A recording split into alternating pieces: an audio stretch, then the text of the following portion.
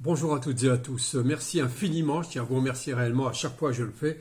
Vous remercier pour vos partages, pour les pouces, pour les immenses commentaires et pour les abonnements que vous faites aussi tous les jours. Vraiment, je vous remercie infiniment. Je souhaite d'ores et déjà de bonnes fêtes de fin d'année. Rassurez-vous, je ne serai pas long pour cette petite vidéo. Juste faire quelques mises au point concernant les pires ennemis. J'ai envie de dire que l'Algérie est connue depuis, on va dire maintenant, les 10 dernières années. C'est une espèce de décennie noire, médiatique, qui s'instruit actuellement contre l'Algérie avec des vendus de services, comme on dirait des peignes-cul, des bons à rien ou des mauvais à tout. En tous les cas, des pas grand-chose qui s'acharnent sur les plateaux télé. On leur offre évidemment des plateaux télé, de grands plateaux télé pour vomir, pour dégueuler sur l'Algérie. Ils ne le feraient pas d'un autre pays. Même si ce pays assassine et génocidaire, ils ne diront rien. Au contraire, ils sont presque au service de ce pays génocidaire. Bon, c'est farfelu que j'ai baptisé ce trio, que j'ai baptisé le mytho, l'escroc et la racaille. Le mytho, l'escroc et la racaille, vous les mettez dans le sens où vous voulez. Mais enfin, il y en a qui c'est une racaille quand même. J'expliquerai pourquoi après. Alors, on leur offre des plateaux télé au quotidien pour venir gerber sans réflexion. C'est simplement une espèce de frustration de ces gens-là. Et j'ai envie de paraphraser Jacques Brel qui disait, concernant les flamingants, c'est les excités racistes flamands qui ne supportent pas les francophones. Et Jacques Brel les avait dans son viseur et il disait, quand je parle d'eux, des flamingants, des fachos, je veux que rien ne se perde. Alors, je ne suis pas Jacques Brel, j'ai pas sa verve, j'ai pas son talent, j'ai ni son aura, mais j'aimerais, lorsque je parle de ce mytho, cet escroc et cette racaille et leurs condisciples, j'aimerais que rien ne se perde. Alors pour moi, ces gens sont un peu tarés, sont victimes d'une grosse frustration. Comme disait Gérard Depardieu, il y a des gens chez moi, dans le milieu ouvrier ou ailleurs, qui ont été bercés trop près du mur.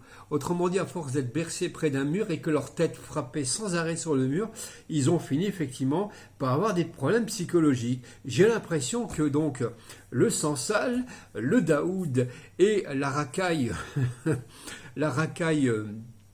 Sifawi ont été bercés trop près du mur. Et lorsque je parle d'eux, je veux que rien ne se perde. En ce qui concerne ces trois lascars, immense menteur, mythomane, crapule, vendu très certainement, larbin de service en tous les cas, qui sont les chiens des chiens de garde qui leur prêtent effectivement les micros et une capacité à salir non seulement la mémoire de l'Algérie, son histoire, son présent, mais aussi avec leurs amis, leurs collègues, eh bien ils espèrent que l'Algérie n'aura pas d'avenir. Voilà, c'est un peu ça la stratégie, vous l'avez compris, et j'ai beaucoup apprécié d'ailleurs le rappel du président Tebboune concernant que l'Algérie cesserait même de vouloir négocier une espèce de compromis mémoriel. Il y a quand même un pays qui a été victime de génocide, de tuerie et de colonisation.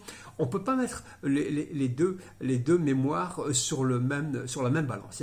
Il faut quand même être un peu sérieux de temps en temps et remettre les pendules à l'heure. Et Tebboune l'a dit avec ses mots, avec beaucoup de simplicité, ce qui a dû donner des boutons effectivement au PNQ dont je parlais. Alors, je me suis fait un peu souffrance, j'ai un peu réécouté certaines de leurs interviews.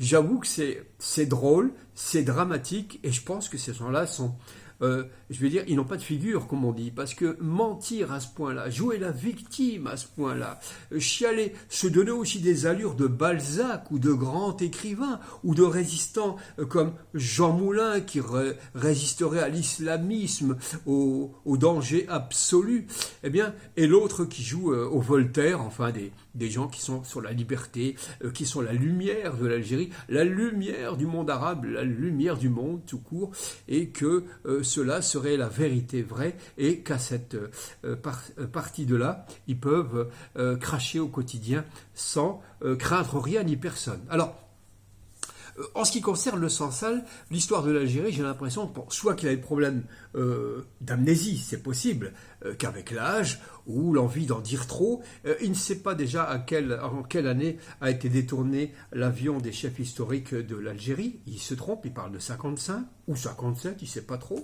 Il parle de 6 chefs arrêtés alors qu'il n'y en avait que 5. Il fait pas mal de choses. Alors quand il remet en question même la géographie algérienne, voilà que Sansal se prend pour Ibn Battuta, ou Mohamed Idrissi, enfin un géographe de ces géographes.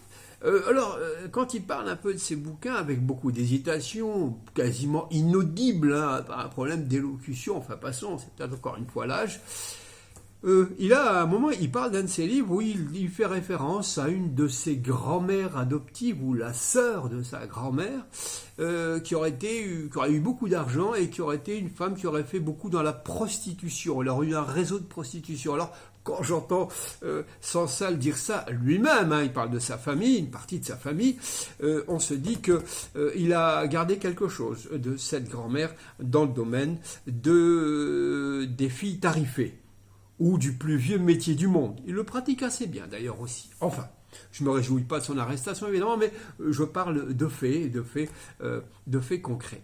Alors, il a effectivement une détestation absolue de l'islam. Il parle du Coran comme étant un livre creux, sans rien, sans intérêt. Bon, je pense qu'il ferait bien de commencer peut-être par regarder ses livres, mais lorsqu'il aura 2 milliards de lecteurs comme le Coran, au moins, peut-être qu'il pourra la ramener. Donc il est assez provocateur, il reproche même ce monsieur, pour rendre service et faire risette à ses maîtres, dire que les Palestiniens, leur résistance, elle ne vaut rien. C'est pas comme ça que ça se passe, et que leur résistance ne serait uniquement du terrorisme. En cela, il rejoint celui que j'appelle la racaille des trois, le Sifawi. Lui aussi aurait beaucoup à dire sur ce Lascar qui ne cesse de vomir avec des mots, mais alors des mots de pissotière. Franchement, il est très très mal éduqué. Sans ça, là, au moins pour lui d'avoir une éducation, Daoud aussi avoir une éducation, on sent qu'il y a eu quelque chose qui a dérapé par la suite. L'autre, c'est une racaille, enfin, il n'y a pas d'autre mot. On a l'impression d'entendre Hanouna parler lorsqu'on entend ce Lascar. Et en cela, d'ailleurs, Sifawi, lorsqu'il va être présenté au Sénat pour le détournement, parce que c'est une racaille concrètement, lui il a détourné 300 000 euros pour des torchons, pour 9 torchons polycopiés qu'il a remis dans le cadre de la lutte contre la radicalisation. Voilà, 300 000 euros. Et lorsqu'il est entendu par le Sénat, il se comporte, mais alors sans aucune retenue, sans réserve, sans respect pour l'institution du Sénat, puisque le monsieur, à un moment, devra lui dire de se taire, de se calmer, tellement l'agressivité et le côté voyou et racaille de Sifawi ressortait. En cela, je disais, il me rappelle le comportement des pseudo-journalistes de CNews, alors qu'ils ont été aussi auditionnés par le Sénat. On a senti aussi la petite frappe d'Hanouna aussi vouloir aussi prendre le dessus sur les sénateurs. Il est mal tombé, il est tombé avec Aymeric Caron. Vous savez, celui des LFI qui soutient massivement et de toutes ses forces la résistance palestinienne tout en dénonçant le génocide. Il est tombé sur Aymeric Caron, et là il y a une différence d'intelligence. Là on sent que là on a un primitif, on a un homme très évolué en face. Aymeric Caron ne l'a pas lâché, et quand il a voulu être agressif ou poser des questions, au Sénat on lui a demandé de rabaisser le caquet, qu'ici c'était nous qui posions les questions. Un petit rappel alors. Donc pour le Sansal, je vous disais, il y a beaucoup d'injures. Hein. D'ailleurs, dans un de ses livres, il raconte que l'FLN aurait été aidé pour désélectrifier les murailles, vous savez, d'électricité qui étaient entre l'Algérie et la Tunisie, et le Maroc et l'Algérie. Ils auraient fait appel à d'anciens ingénieurs nazis, ce qui est complètement faux d'ailleurs en cela. Enfin, il y a beaucoup d'affabulation. Hein. Et en cela, d'ailleurs, l'excellent Rachid Boujedra, que je vous conseille vraiment de lire, Rachid Bouchedra, l'a littéralement désarticulé, désossé littéralement, et l'a jeté dans une espèce de poubelle de la littérature. En cela aussi, il serait bien que vous puissiez voir un jour, peut-être que dans l'INA aussi, un face-à-face très court, mais alors explosif, entre Khaled Benchir et Boualem Sansal. Très franchement, quand j'ai vu ça, j'ai eu de la peine pour Sansal à un moment. Il l'a littéralement humilié. Il l'a mis devant son islamophobie d'une part, mais surtout devant sa bêtise et son analphabétisme en termes de religion et d'histoire des religions et de l'Algérie. Khaled Benchir lui a réglé son compte avec des mots choisis, avec beaucoup de réserve aussi, parce que les 3 lascars accumulés n'arrivent même pas au bord du doigt de pied de Khaled Benchir. Alors, alors je vais parler de ces penculs, de ces olibristes, de ces arrivistes, qui me font penser tous un peu, vous savez, au Troufion, au fanfaron de Molière, le bourgeois gentilhomme, parce qu'il se donne des allures, vous savez, de monsieur important, avec des phrases vides, creuses. Alors le pire dans les contradictions, dans les phrases qui ne veulent rien dire, c'est bien Daoud. Alors, j'aime bien dire aussi que Sansal souffre d'une daoudite aiguë et que Daoud souffre d'une sansalite aiguë. En fait, ils se ressemblent énormément. Il y a beaucoup d'envie de paraître. Ils posent et leurs phrases sont souvent très creuses. Or, Daoud, on a le sentiment qu'il fait des phrases pensées. Vous savez, des phrases comme ça, définitives, l'air entendu, il n'y a rien. C'est vide, c'est bidon. C'est bidon. Et alors la capacité à mentir derrière le rempart médiatique ou derrière le rempart de ses amis autour des BHL, des Zemmour, des CNews et BFM qui protègent ce trio de domestiques, ils sont très très arrogants et ils ont des phrases toutes faites qui n'ont aucun sens. Et le Daoud, mi-casement devant l'évidence, on lui a dit, mais Saada Harban, dont vous avez volé la vie, votre femme est une voleuse comme vous êtes des voyous, des repris de justice ou de justesse, mais votre femme a dérobé le dossier médical de cette femme, vous avez même négocié avec cette femme de l'argent. Vous l'avez dit, vous aurez un film, etc., on va faire un film, cette femme a refusé. Eh bien, ce type a l'aplomb, c'est ça aussi les arrivistes et les collabos, de dire non, c'est pas vrai, j'ai jamais vu cette femme, cette histoire que je raconte, c'est l'histoire de millions de femmes qui ont été victimes en Algérie et patati et patata, ils brodent, etc. Le mensonge, ce type est incapable et est assez incroyable, invraisemblable, de mentir effrontément et très heureux que Saïda Harban, avec Fatima Zahra, sa avocate, vont certainement le traîner en justice. J'ai beaucoup apprécié la vidéo aussi de Rachid Nekaz, que vous connaissez, qui fait des vidéos qui sont d'importance, évidemment, et qui lui a demandé d'être un peu moins lâche. Parce que Nekaz a dit, moi j'ai osé affronter la justice algérienne, j'étais en prison, j'ai affronté, ne soyez pas lâche. Il a répété souvent le terme de lâcheté. Et je pense que s'il n'est pas du signe, il est un peu du signe de la lâcheté quand même. D'ailleurs, les trois lascars dont je parle, les trois peines du cul, les trois arrivistes, les trois opportunistes, eh bien, sont pas du signe du lion. Je dirais plutôt qu'ils sont plutôt du signe de la balance. Pardon pour ceux qui sont du signe de la balance, ou ils seraient du signe du scorpion. Pardon pour ceux qui sont du signe du scorpion. Vous savez qui tue dans votre dos, le scorpion, et la balance, eh bien, effectivement, c'est le Béyoua, comme on dit.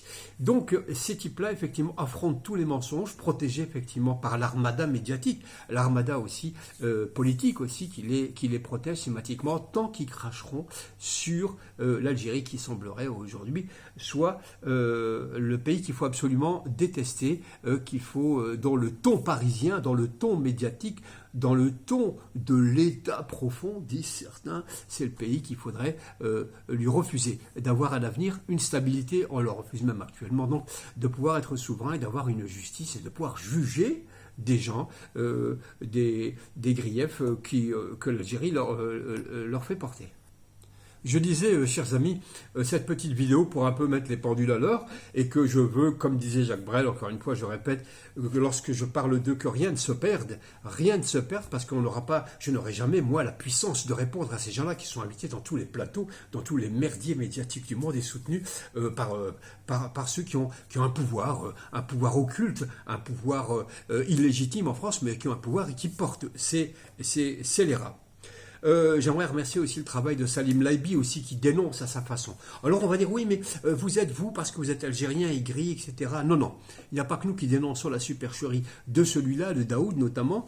Il y a aussi une vidéo, une femme qui s'appelle La Parisienne, allez voir, elle a littéralement dézingué Daoud dans plusieurs vidéos où elle a disséqué son travail, disséqué son mensonge. La Parisienne, allez voir, voilà. Je remercie ceux qui travaillent autour de ça. Je vous remercie aussi infiniment, chers amis. J'aimerais vous dire que la littérature algérienne n'a pas attendu après eux pour exister. On en a beaucoup, des écrivains. Je vous parlais d'Assia Gebar, qui au contraire n'a jamais craché sur son pays, qui a même porté les valeurs de l'Algérie très haut, puisque dans son discours d'entrée à l'académie, elle va évoquer l'émir Abdelkader et la résistance algérienne. Elle va aussi, Leila Sebar aussi, lisons Leila Sebar aussi. Lisons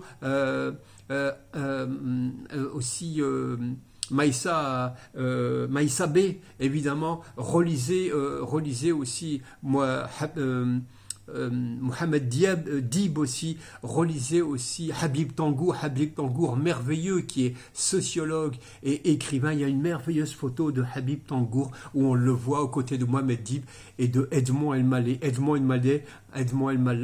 un antisioniste notoire. On voit aussi une autre photo de Habib Tangour sur le net avec Abdelatif El-Harbi, le poète marocain magnifique, Habib Tangour portant un magnifique kéfier. Voilà, il y a beaucoup de littérature, il y a Ahmed Tibouchi aussi, il y a aussi Slimane Ben Aïssa pour le théâtre. On n'a pas attendu après ce Zolibri pour avoir une littérature dynamique, puissante, honnête, qui respecte l'identité algérienne.